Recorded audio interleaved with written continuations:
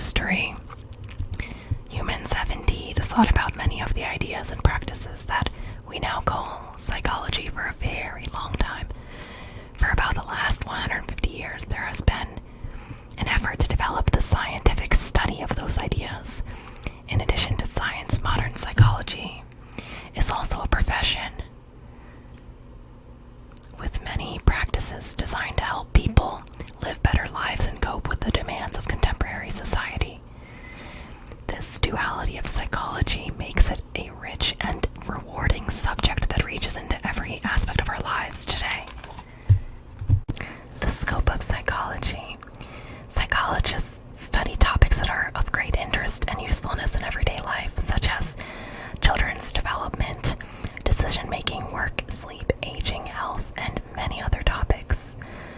Psychologists have also developed a variety of theories about the functioning of the mind, from Sigmund Freud's energy model to the computer model of Nobel Prize winner Herbert Simon. Therapies designed to help people cope with psychological problems have become an important part of psychologists' work as well. Modern psychological science and practices developed most rapidly in Europe and in North America, but the roots of both science and practice can be found throughout recorded history. As will become apparent in this book, thoughtful people from a variety of times and places have contributed to our understanding of ourselves. For thousands of years, psychological principles were closely linked to religion, philosophy, medicine, and other systems of thought, including astrology and astronomy. In every civilization, there have been people who wrote about the human spirit, about mind and astronomy. In every civilization, there have been people who wrote about about mind and behavior, and tried to understand disorders of the people. Disorders of the mind.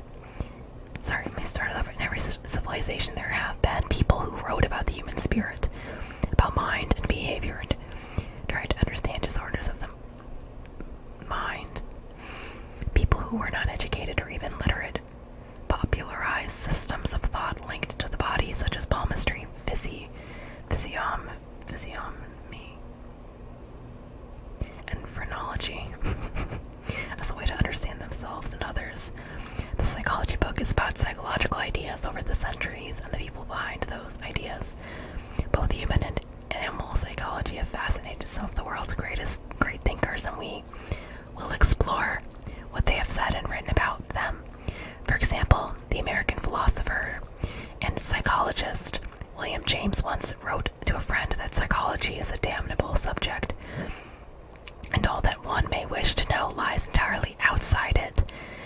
James wrote this out of exasperation after spending 12 years writing the Principles of Psychology, 1890, which is considered one of the greatest books in the field.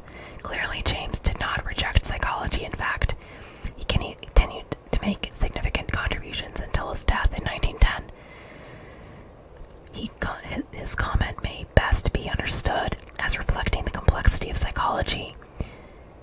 How can we ever understand something as varied as human thought and behavior? Indeed, psychology is one of the most complex of all scientific and professional fields.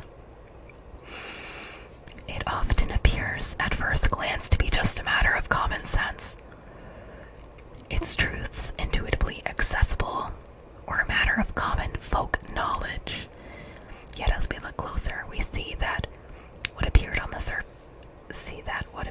surface to be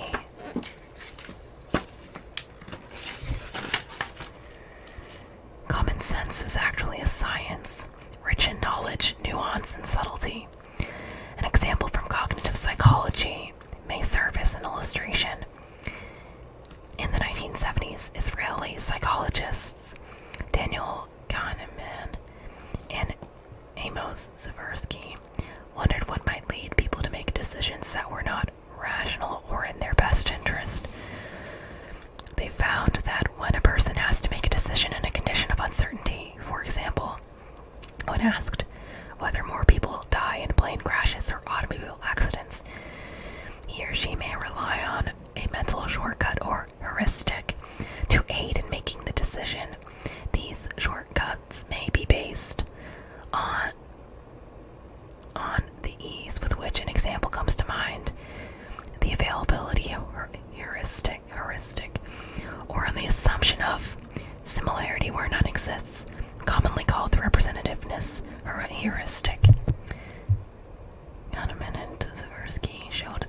beings are not always rational, and perhaps not even primarily so, in making decisions.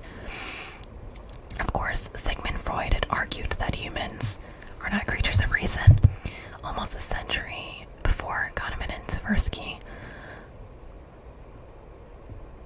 although he based his arguments on very different evidence.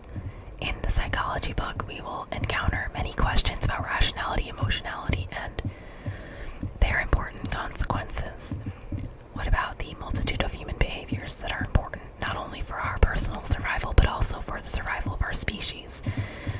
Freud, as you may know, wrote extensively about human sexuality, but also for the survival of our species.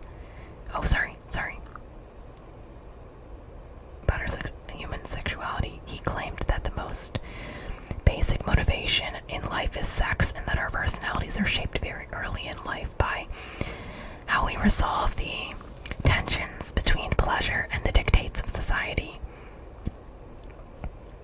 Before and after Freud, people have theorized about the place of sex in human life and how to understand the powerful sexual urge that most humans feel. In some societies, sexuality is celebrated and open, while in others it is a taboo topic. Taboo topic. Taboo topic. Taboo topic. Taboo topic. Recently, evolutionary psychologists have theorized that the template for female sexual attraction is based in our ancient evolutionary past. Other psychologists argue that sexual attraction is socially constructed and that what we see as desirable is shaped by the environment in which we live. In today's world, one of the most frequently asked questions concerns our personalities. What kind of person am I? How could I understand myself better so that I can be more successful in relationships, work, and other domains of life? Human beings have sought answers to these and other questions for millennia.